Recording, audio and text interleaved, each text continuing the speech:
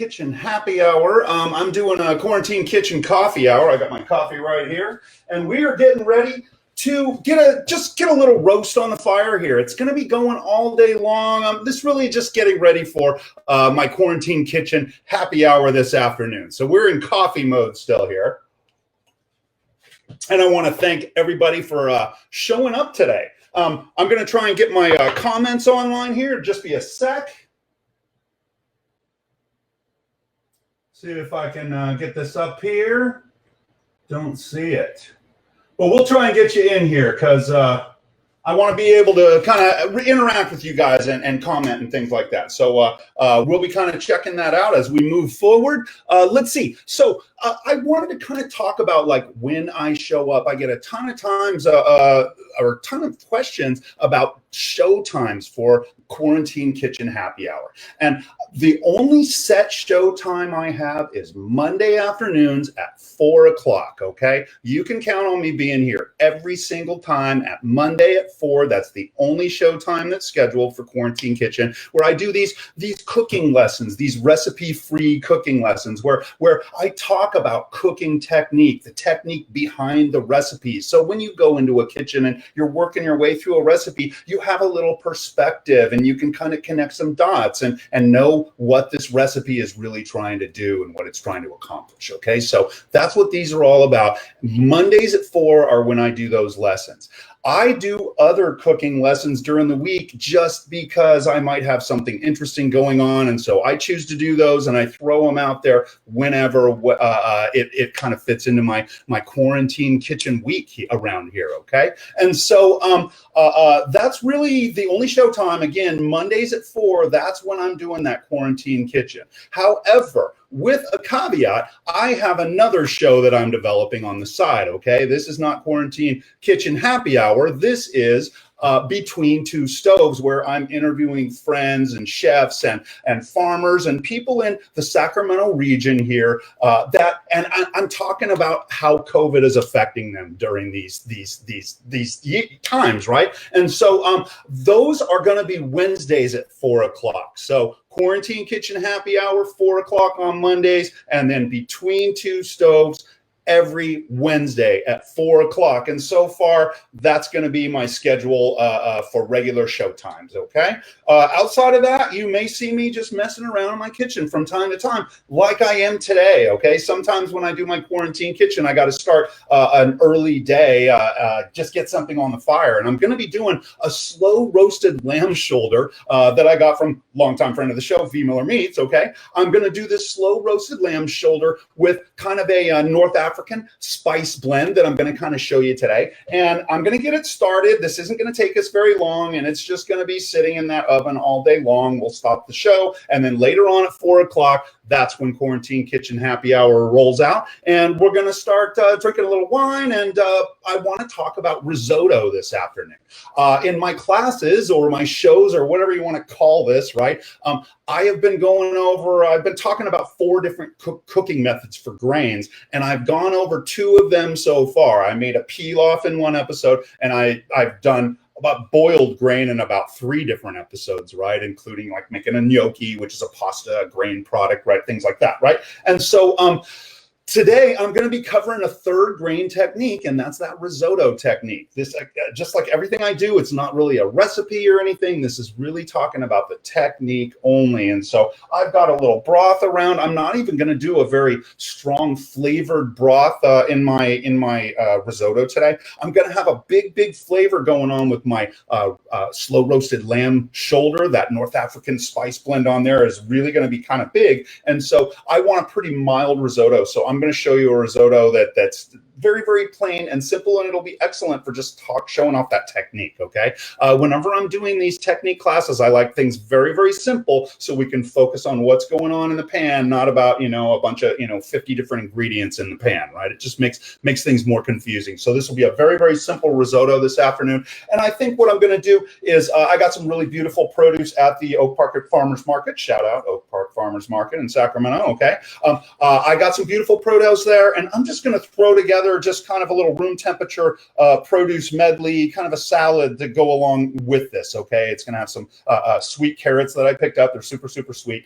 Some radishes and also some cherries, right? I'm often blending fruit and vegetables and things like that, especially with something that's a little bit spicy. Fruitiness is kind of nice and tartness is nice, right? And so that's all going to be at 4 p.m. tonight on the official Quarantine Kitchen Happy Hour. Right now, we're just on a coffee break and getting things started. I'm going to kind of show you this spice blend in a little bit, but first, I'm just going to chop a few onions and things. I'm going to be roasting this lamb shoulder off low and slow for, you know, a good 3-4 hours here. And I want it to set on a bed of just chunky onions and things and let it all kind of cook down together. This roast is going to be so tender at the end. It's just, I would just want to just be able to shred it apart, and it'll just kind of work itself into all those onions that it was sitting on the entire time.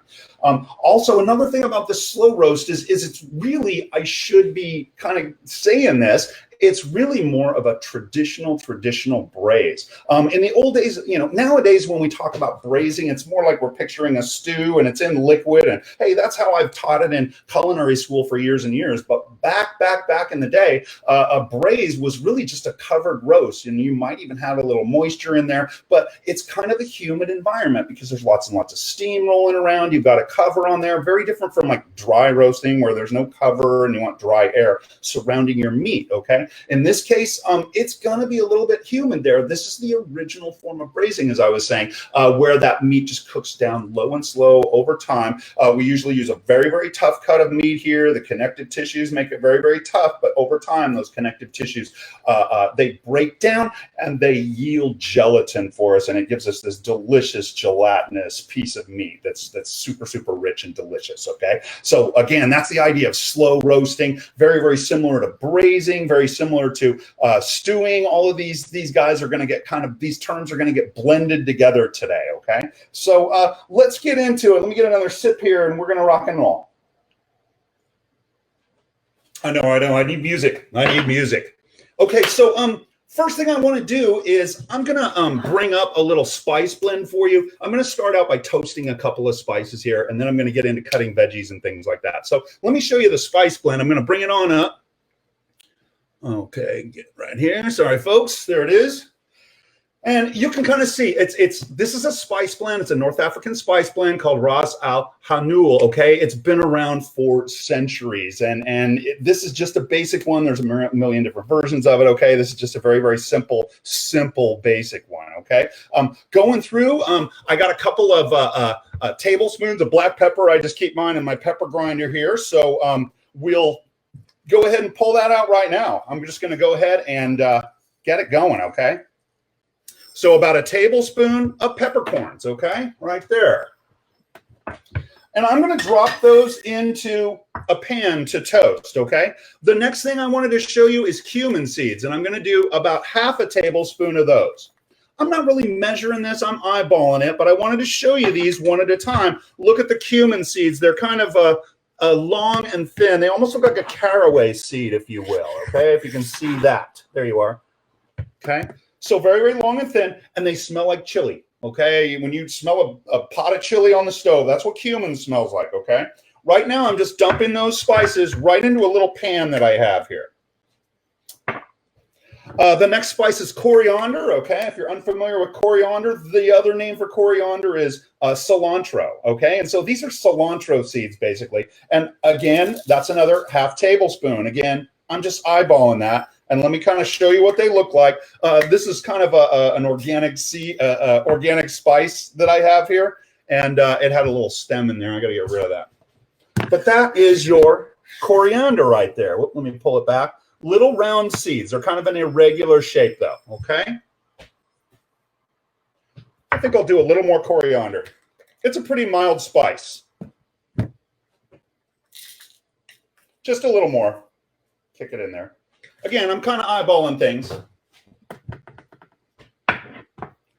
Now, the next thing I wanted to show you are cardamom pods, okay? And so I need about a teaspoon of cardamom, and I've got to get it out of these little green pods. So let me throw them in that light-colored bowl where you can see them, and you just see these little pods. Now, that's not what I'm looking for. I need to crush these guys and get the seeds out of them. So let me show you that real quick. I need about a teaspoon of this, so I'm going to get maybe one more pod. Oh, yeah. I need some music going here. Okay, I like to use a mortar and pestle. Whoops, I'm knocking things over. I like to use a mortar and pestle to crack these little pods. So I'm just going to go ahead and pour them right in there. And I'm just cracking them a little bit just to open up those pods. See if you can see in there. They're crushed a little bit. And then I'm going to get rid of the little green bits. Okay, so I just go on through. Boy, that one didn't even crack open. And there are little black pebbles inside. Now, sometimes I'll take these cardamom pods and just crush them and throw them into a preparation like a bay leaf. I just smash them slightly like this. And then I just remove them at the end of the recipe once it's kind of steeped its flavor in there. These guys, if you've never used cardamom, it's another one of those kind of sweet spices, kind of like your cinnamons and your nutmegs and your cloves. You know, it kind of works well with pastry work and things like that. Many people don't realize, but there's a little bit of cardamom flavor in most Danish doughs. So it's kind of one of those spices as opposed to a bitter spice or a spicy spice. Okay, so this is the last pod. I just cracked that one with my finger. And now you can see, let me put them in that white background there. And you can see what the interior of those cardamom seeds look like, okay? I just need about a teaspoon of those things. Rolling around, trying to get it there. There it is. Sorry about that camera work. So that is also going in to my pan here, okay? I think that's my last whole spice, okay? I've got a bunch of ground spices that are also listed here, but these are my whole spices, and I'm gonna toast them, okay? When I use the word toast, that's very different from the word sear. This is kind of low and slow. I'm gonna crank it a little bit. I've got it at 10 or 11 right now, cranking it for now. But as soon as that pan starts warming up, I'm gonna ease way up on that, and we're probably gonna be looking at, say, maybe about 5 out of 10, right? Halfway. So I start hot and then I get it down to toasting temperature, okay? So I've got everything in there. I might throw a little more black pepper in.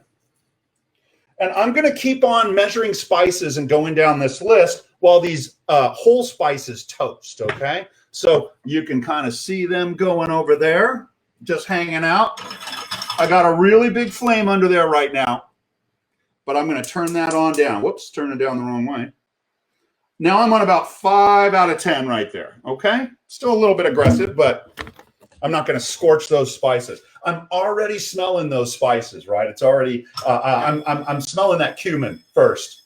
Tiny little seeds, they toast up pretty quick. I should mention my pepper is a pepper blend here that I have around the house. I'm trying to use it up. I got it from a friend of mine, and so it's got a little bit of green pepper in it as well, right? Green peppercorn.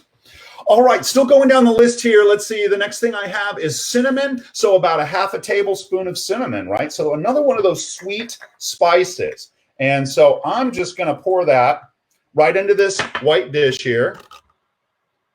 Half a tablespoon. We're eyeballing it. The next item, I believe, I don't want to go out of order. Next item is, nutmeg. So about a teaspoon. Boy, it's time for a new nutmeg. My nutmeg is just not having it. There's not much there. So let me get another nutmeg and show you what those look like. Boom. Got it right here. And let me roll my spices around. Smells super good. It's really nice. Let's see if I see anybody here. Get it.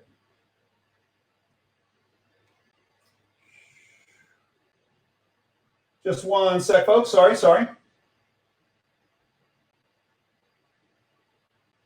Huh. Okay. Not coming up. Okay, we're talking nutmeg here. Sorry about that. Stirring my spices again, just rolling them around, toasting. And I just want a light toast, by the way. It doesn't need to get too crazy. And we're back to the nutmeg, okay? Really just a pinch of nutmeg. And I'm grating the heck out of it. Let me show you that.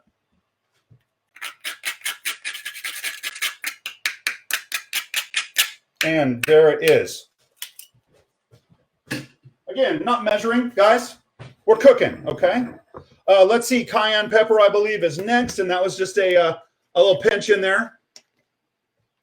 So I'm just kind of measuring out a chunk. And I'm going to throw maybe 2 pinches. I want a little spiciness. A little spiciness. Now, turmeric, I'm sorry to say, I do not have that, okay? So we are just going to be going without today. It's Quarantine Kitchen. I don't have any turmeric around here, okay? But the next item is salt. And I should mention that we're kind of doing a roast. We are doing roasting here. And with most applications, I want to pre-salt the meat, okay? So my meat's already been salted long ago. I'll show it to you in a second. My spices are toasted. There are vast clouds of aroma coming off of them. I've released the flavors, right? The flavors are present in the oils that are present in these spices. And when we toast them, those oils start being released from those spices and carrying those flavors along with them. And I've got a good amount of spices here. They're in a hot pan and they are toasted beautifully. And what I did was I just put them into my it's cold stone, and that's going to cool those guys off. They're still toasting, by the way, in this container. They're sitting here toasting. They're toasting while we talk, okay? And so cooling them off in that hot piece of rock there is going to kind of help us out a little bit. Okay, I was going down the list with salt there, and let's see. I think the only thing I'm kind of worried about is there's supposed to be a little ginger on there. I think I missed it on my thing. Does anybody see it? I do not. It's supposed to be a little ginger, so I'm going to work a little ginger. Usually we're using a powdered ginger for this. It's a dry spice blend, but in Quarantine Kitchen, I'm making moves here and making things, okay? But otherwise, there is the list of dried ginger. I'd say you probably need about a teaspoon of that. And sorry, I neglected to put it on that list there. But all of my ground spices together and with a little bit of salt in this light colored bowl. And then if you can see all of those spices toasted, still cooling off, I'm going to roll them around in there and let that heat kind of soak its way into that cold stone. So that's cooling off for a little bit. And while that does, I'm going to start working on my produce here, okay? Let me wash hands again. And we're going to get into some knife work. Oh, yeah, feeling good? I'm pretty excited about this dinner tonight, I should say. Let me get up here. Pretty excited about dinner. It's going to be really good. I love this kind of food.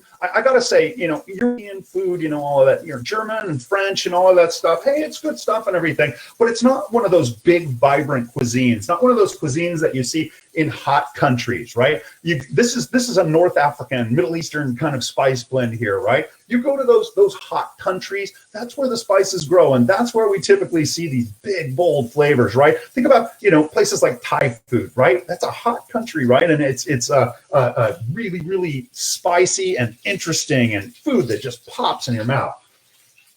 Trying to wash hands here, taking forever because I'm yakking.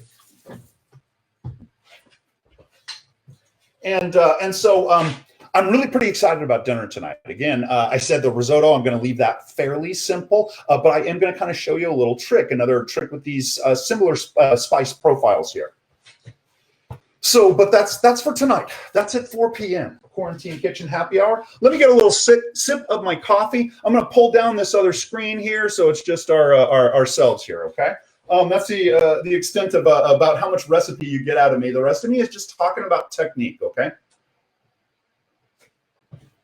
So here we go. What I'm going to do next is, as I said, is start working on a little bit of produce here. I said I'm going to kind of cook my roast off on a bed of onions. We've kind of done onions several times, so I'll just knock these out pretty quickly, getting rid of most of the peel on there. This is a long, slow cooking process, so one of these onions has a little funky part. We'll just kind of cut that out. You can't really see it yet. It's going to be on this bed of onions cooking for a long time. I don't want these onions cut down razor thin. They're just going to turn to mush. So this will be kind of a larger cut here. I want a little bit of body to these onions. I'm going to steel up my blade before I get into it. I might steel it again. It's about time to get this blade on a stone and sharpen it up. That might be a good class as well. Okay, I'm going to go ahead and take these onions apart. Let me adjust camera here. I think you guys can see the board.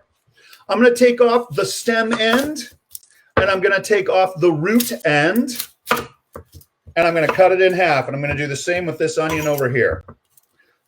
There's the root end on that one. Stem end is going bye-bye. I'm going to get rid of those big chunks. I'm going to use those in a stock pot. I put a big stock on yesterday, as a matter of fact. Let me show you that. I made a stock yesterday, and there's a little bit of fat on the surface of this, but there's also a little bit of body to it. You guys see how it's shimmering and shaking in there? I'm not sure how well you can see that shaking, but I got a little bit of gelatin out of that stock. See how it's kind of jiggling around like it's set like Jell-O? This is what we're looking for. I often talk about connective tissues breaking down into gelatin, and gelatin gives us richness. I'm pleased with this stock. I got a little bit of body to it. I didn't really have a lot of bone, but the bones and pieces of meat that I did had came from that rooster that I did about a week or so ago. And so they were very tough. He was a very tough rooster, and it yielded a ton of gelatin for such a small amount of bones. I was quite pleased with that.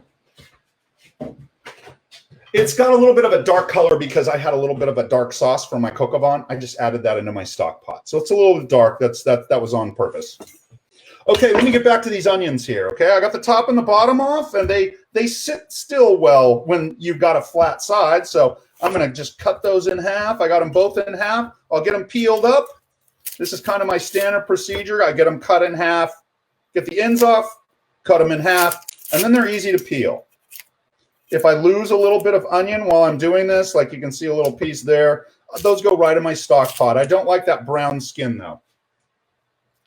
So there's 2 clean onions, making a third one. This guy has a little bit of funkiness on him, as you can see right there. So that needs to come off. I can just pull it off layer by layer. Let me set down my knife so you guys can see. Maybe I'll just do this. And the rest of that onion's just fine, okay? If you see a bad onion, you know, there's usually a lot of good onion in it. Like Darth Vader. We knew he was bad, but there was good inside of him. We knew that. Nerd slam. Okay. A little bit of funk on this half of the onion too, and I probably should have cut that onion to where all of the funk came off onto only one hemisphere. And we'd be all good. All right, so I've got 4 chunks of onion here, and when I say chunks, that's what I'm talking about. I'm really going to just chunk these guys up. I'm going to go across once and across the top twice, okay? So cross it once and then over twice. This one's kind of a funky one. Big chunks. They're going to cook down into mush, basically, which is going to be incorporated into that shredded meat at the end. We're almost done. Here's all of the onions. And I'm just using this little container as a bowl here. I dropped a piece in the stove. It's still good. Reach in there. Reach in the fire. I got a little fire going still. I don't think I need this anymore. And the next thing I'm going to do is I'm going to throw about 5 garlic cloves in there as well. Okay, so let me pull off a couple of good-sized cloves. 1, 2, 3, 4, 5. Let's throw another one in there. I'm not messing around here. And I'm not measuring. You guys never see me measure. I'm just cooking. That is my goal in life, is to get more people to just be comfortable with walking in their kitchen and starting to throw down, not being worried about, oh, I don't have any turmeric for this recipe or something like that. Hey, keep rolling with it, right? You can, you know, I could throw a pinch of curry powder in there if I wanted to. I do have that. Turmeric is like, you know, that orange or that yellow part of most curry powders is that turmeric, right? I'm doing garlic while I'm talking here. Sorry, guys. Here's just cutting off that woody end. Give them a little smack. I didn't smack the last one. And that's 2 pieces right there.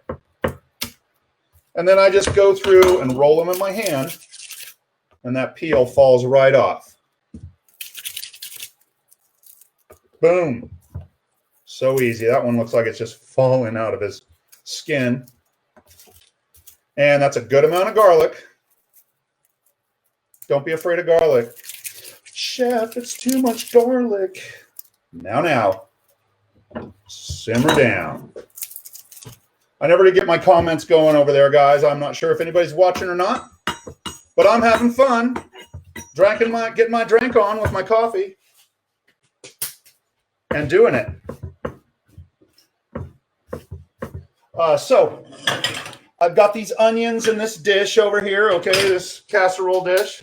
I'm going to smash these guys all the way, one at a time. Crunch, crunchy, crunchy. And they're going in with those onions too. Again, this is just going to be a bed of vegetables for my roast that we're getting ready to do. This roast is going to be in the oven here in a little bit. It's probably about time for me to set my oven here. I'm going to be setting this oven for 350. It's not going in for another 10, 15 minutes here. And there it is. So that'll be at 350 by the time I get in there. I'm going to rinse up, clean my board, and get ready for the next step. Get everything off of there. And there it is. I forgot to put my little non-slip mat underneath there, so that's what I'm going to do right now. Bad chef. I always forget something. Here we go. One last thing I want to cut is, remember I said there was usually ginger in this spice blend and I left it on the thing. Well, I don't have any powdered ginger, so I'm just going to take a slice of this ginger and I'm going to throw it in the pot to cook along with everything to give it a little bit of that spicy aromatic quality from ginger, okay? Maybe I'll do a few slices of ginger. What I'm going to do is just take off this oddball side of the ginger right there and I'm going to cut it long ways. And now I have 2 pieces of ginger and I'm just going to throw those right in the pot like that. I'm going to pull them out later on as though they were bay leaves, okay? So that ginger is going to get kicked off to the side. Next thing I need to do is finish my spice blend. So we're going to just start rocking on these spices in this little bitty mortar and pestle right here. I wish I had a ginormous one. I love a mortar and pestle. And I think I've said this in another class, guys. If you don't have a mortar and pestle, you need to go get yourselves one. I must have been cooking for 20, 25 years before I finally went and bought one of these things, and I use it almost every day now. And I was kicking myself for not getting it years ago. I'm being very gentle in the beginning just to crack the seeds here. And once the seeds are cracked, I can get a little more aggressive. You'll see me go to town. If you get too aggressive in the beginning, I think I can start going to town. If you get too, when the seeds are whole,